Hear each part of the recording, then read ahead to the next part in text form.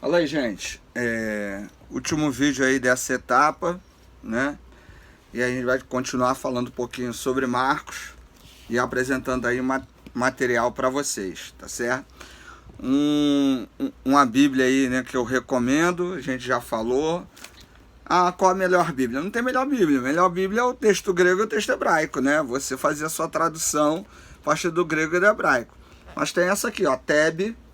Ela é uma Bíblia de estudo ecumênica e é um tipo de estudo legal, né? Traz aí uma boa tradução. Tem compiladores e tradutores protestantes e católicos, né? Então, ecumênico nessa perspectiva.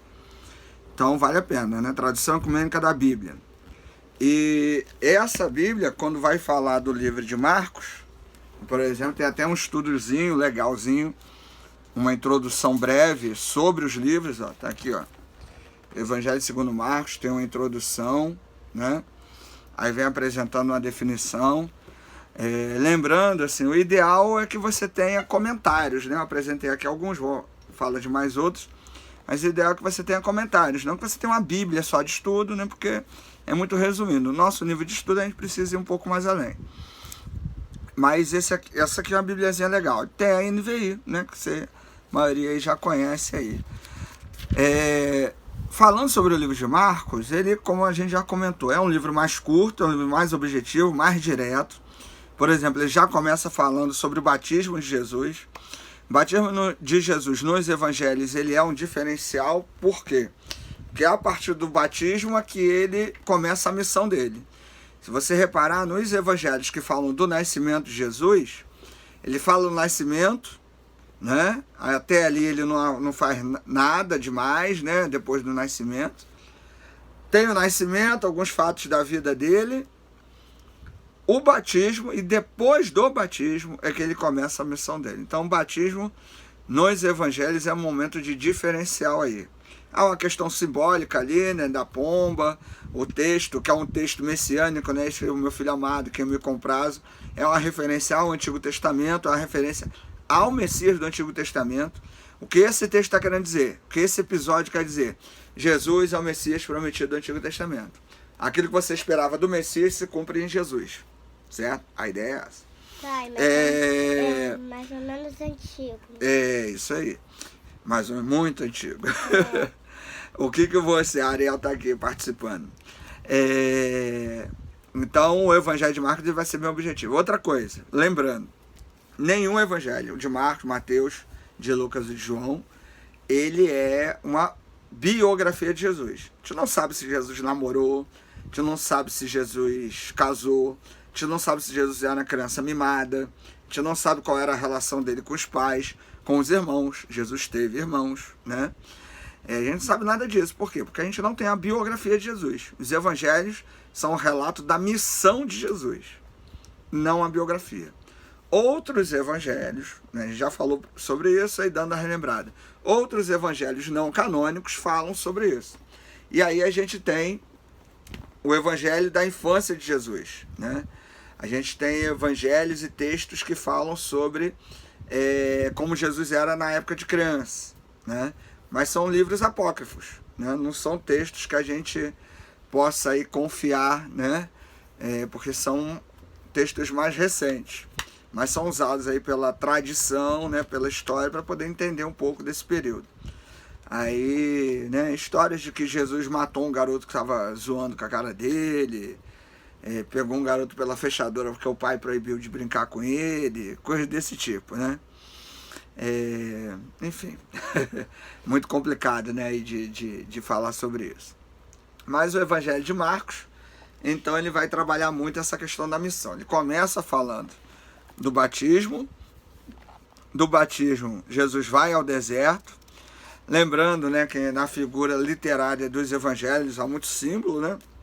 Número 3, número 7, número 40. Necessariamente isso não representa quantidade, mas qualidade, lembrando da geometria judaica, muito usado nos livros da apocalíptica judaica, como Daniel e o livro de Apocalipse, né? É sempre bom dar uma lembrada nisso, certo? A partir do batismo, né, Jesus começa a sua missão, e aí ele começa a pregar e anunciar e a curar, né? várias pessoas, existem textos em que Jesus dá ensinos, todo texto de milagre, logo depois tem um ensino, né? Basicamente o milagre é para apresentar um aspecto da missão de Jesus. Então o milagre em Marcos quer apresentar Jesus como esse que é o Filho de Deus, como esse que é o Deus que traz a salvação, como esse que é o Salvador. Então todo milagre em Marcos vai estar apontando para essa ideia. Assim como os milagres em João vai estar apresentando como Jesus sendo Deus. E assim como o milagre em Mateus vai estar apontando para a ideia de Jesus ser o Messias do Antigo Testamento, né? Então esse é um aspecto importante da gente perceber e analisar quando ler os evangelhos, né? No evangelho de Mateus e de Marcos, a gente tem algo que é comum, muito mais comum, que são as parábolas.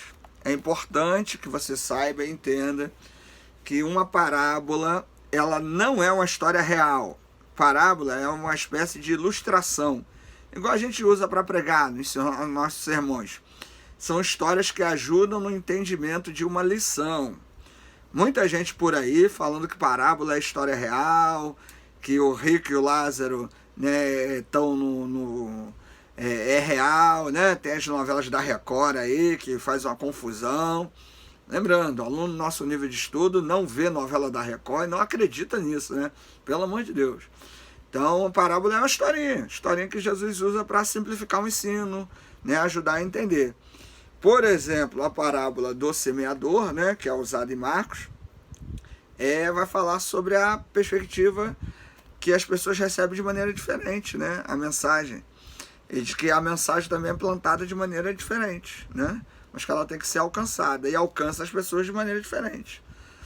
Ponto, né? Do rico e Lázaro, que é usado nos evangelhos, mesma coisa. Então são parábolas, certo?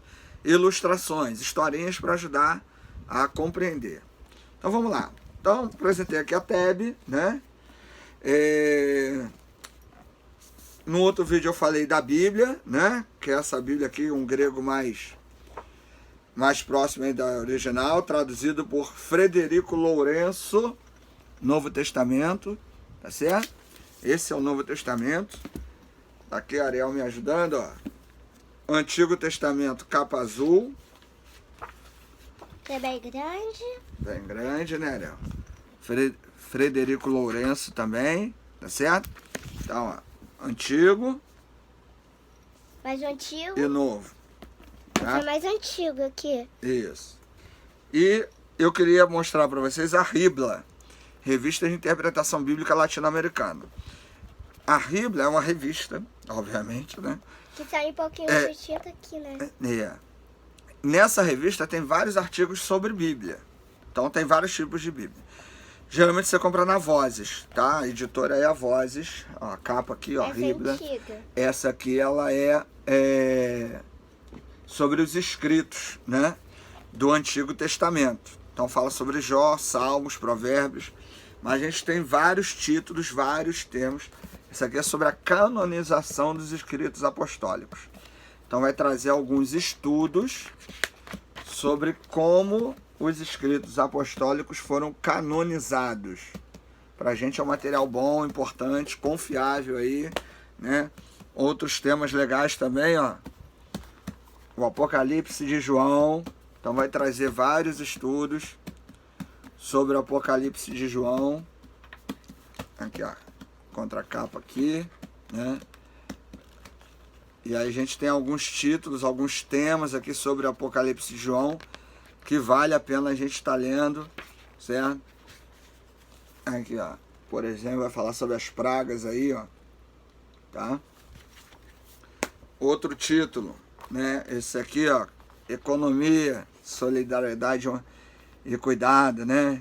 A gente está aí no meio dessa sociedade neoliberal, esse governo que está mais preocupado com as empresas do que com os empregados.